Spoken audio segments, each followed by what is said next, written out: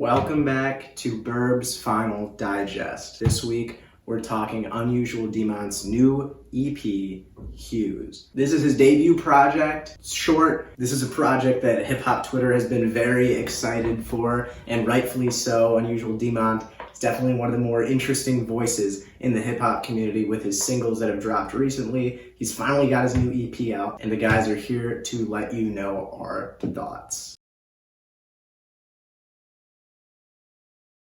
You know, for Unusual Demont, I think the future is not only bright, but very bright. I am, first of all, live in Wisconsin right now, and we see he was just at Summerfest. I mean, he's been doing a few festivals going around. He just dropped his debut project. I mean, it's only up from here. He is a hip-hop Twitter legend. I mean, through his Shrek Knows Rap, that whole community he's built for just straight off that. And I think that, and he obviously it's well deserved. It's not that he just became popular because of the internet, but the internet really exploded him and really put him on the spotlight to show his vocal abilities. And I'm more of a rap listener. I listen to rap. That's my go-to. So male vocalists, on the other hand, I really don't listen to as much, and nothing against them. It's just not my music. And Unusual Demont has me keep going to male vocalists and really enjoying his type of style. And I really enjoy what he's doing with that.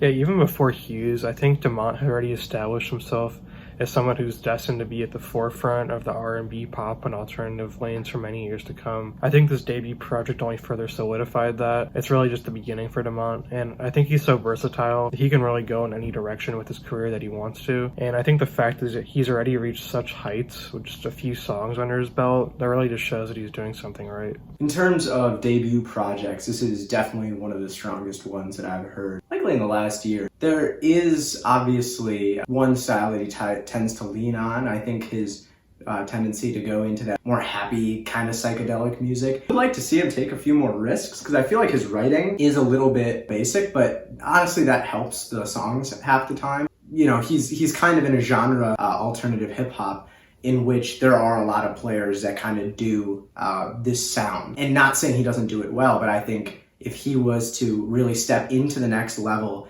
of what alternative hip hop looks like right now, he would really need to revolutionize the way he's writing his songs. Because right now I feel like these lyrics, these hooks, very standard, very basic. So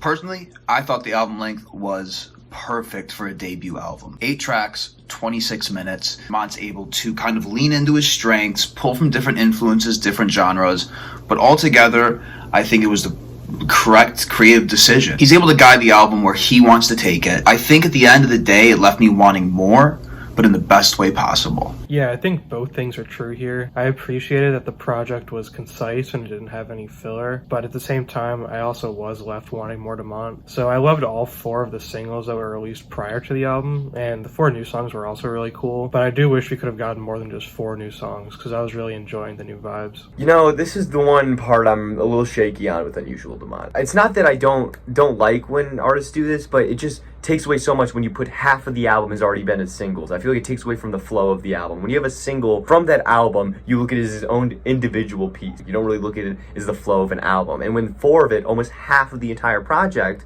is singles from it, I only look at those 4 as individual pieces, and it looks like only 4 new pieces of music that, I mean, the stylistically is the same, so that's kind of nice, but it's hard for me to look because I'm already so used to it. I already know exactly what happened. It's nothing unprepared. It's no mind-opening experience when I'm going to listen because I've already heard 4 of them. But with that being said, I mean, the songs are fantastic, so I don't even want to take away from the music side, but just from my own vision, it's a little hard for me. I just wish I had a little bit more from Demont. Would have been really cool, but obviously there's no hate, just how I feel about it. in my opinion, I think anytime a new artist drops a short project or an EP to begin their career, that's the best way to go. I know this is kind of culture we live in where I'm not going to necessarily listen to a 1 hour and 30-minute project from an artist unless I know for a fact that I'm going to enjoy that. I think he did a phenomenal job with the pacing of this album. There isn't a lot of filler, and it's enjoyable all the way through, I will say that. There's no point on this project where I feel like I have to skip or I feel like there's something that I'm not a big fan of. Everything on this album deserves to be where it is, and that's definitely a plus for it. Personally, I think I can definitely pick up on Frank Ocean and Brent Faiyaz in his sound a bit. And since those are probably like my two favorite R&B artists, I think that goes to explain why I enjoy Demont's music so much. But that's not to take away from Demont's sound at all. I think he does manage to have a unique style, and he does clearly implement his inspirations, which I personally think is a good thing.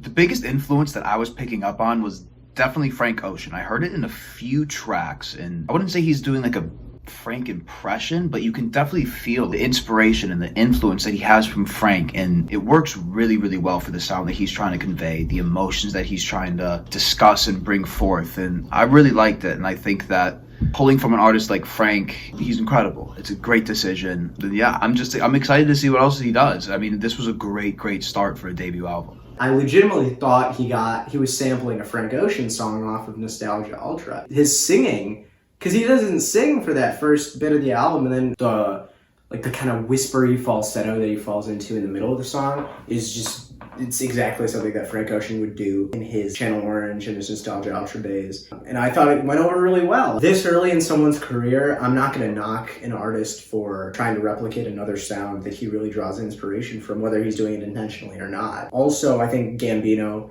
was something I heard on this project, at least saying something about his girl and extends back out the phrase to girlfriend, which is typical Gambino, and the way he sounds on that is very much Gambino. So yeah, my favorite tracks, Gold and Blush, are probably my two favorite tracks. I think those are songs that I will definitely return to on this project.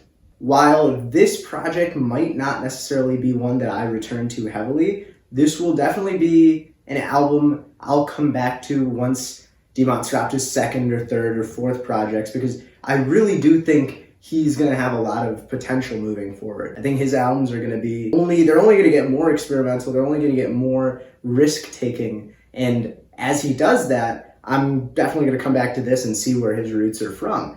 Yeah, my two favorite singles would definitely be Pine and Purple, and my two favorite new tracks are Gold and Ivory. I think this project will stick around in my rotation for some time. I mean, the four singles have already been mainstays in my rotation for the past year now, so I definitely have a good feeling about HUES sticking around for a bit. All right, my two favorite tracks, I'm going to go with Amber and Purple, although I will mention I liked all 8 songs.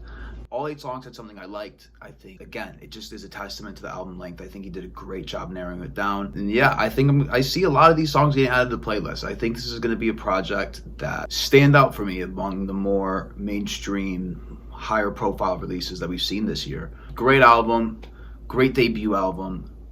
Just excited to see what else he has coming. Definitely listen to it. Highly recommend it.